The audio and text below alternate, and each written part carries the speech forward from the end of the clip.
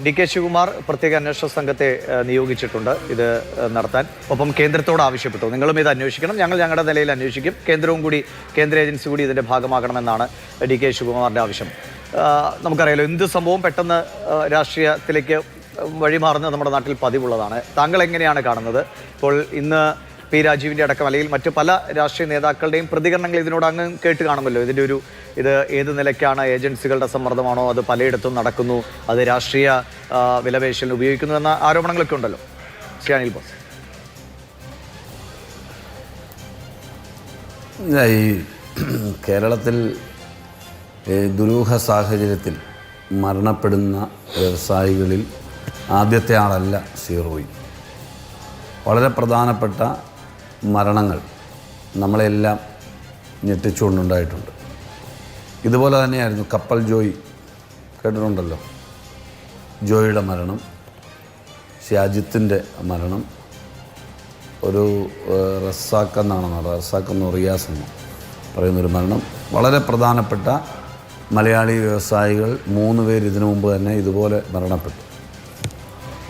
അതിൻ്റെ തുടർ എങ്ങനെ സംഭവിച്ചു എന്നുള്ള ഒരു അന്വേഷണം, അതുമായി ബന്ധപ്പെട്ട കാര്യങ്ങൾ എവിടെയും എത്തിയതായി നമുക്ക് കാണാൻ കഴിഞ്ഞിട്ടില്ല.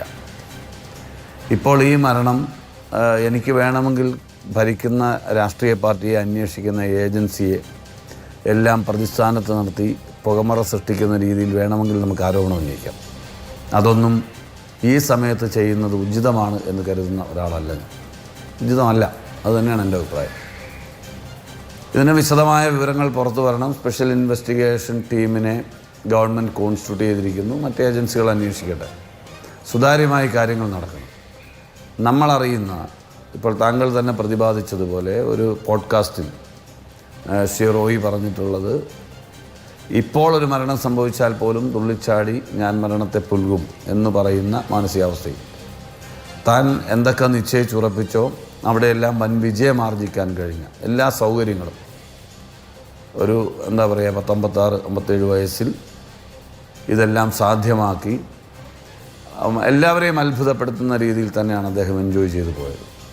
അദ്ദേഹത്തെ അറിയുന്നവരും ഇടപെട്ടവരും എല്ലാവരും ആശങ്കയിലും ആകുലതയിലുമാണ്. ഒരാളും ഇതുവരെ അദ്ദേഹത്തിൻ്റെ ഭാഗത്തുനിന്നൊരു നെഗറ്റീവ് ഇമ്പാക്റ്റ് ഉണ്ടായിട്ടുണ്ടെന്ന് പറഞ്ഞ് കേട്ടിട്ടില്ല, ഒരു പരാതി ഉയർന്നിട്ടില്ല. അതുകൊണ്ട് ഇവിടെ ഞാൻ കാണുന്നത്, ഇത് വളരെ ഗൗരവത്തോടു കൂടി അന്വേഷിക്കണം. ഇൻകം ടാക്സ് റൈഡുമായി ബന്ധപ്പെട്ട് റിട്ടയേർഡ് ആയ ഉദ്യോഗസ്ഥൻ ശ്രീ വിജയകുമാർ പറയുന്ന കാര്യങ്ങളൊക്കെ നിയമപരമായി അദ്ദേഹത്തിന് കിട്ടുന്ന ഇൻപുട്ടിൻ്റെ അടിസ്ഥാനത്തിലാണ് പറയുന്നത്. നമുക്ക് അത്തരമൊരു ഇൻപുട്ട് എന്തായാലും ഇപ്പോൾ കിട്ടാത്തതുകൊണ്ട് അതിൽ വെച്ച് നമുക്ക് തർക്കിക്കാൻ പറ്റില്ല.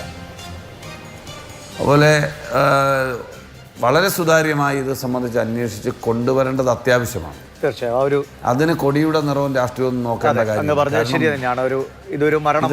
ഇത് ആദ്യത്തെ സംഭവം അല്ല. ആദ്യത്തെ സംഭവം അല്ല. രാഷ്ട്രീയം അങ്ങനെ ശരിയായ ഒരു നിലപാടല്ല എന്ന് അങ്ങേയും വ്യക്തമാക്കുന്നു.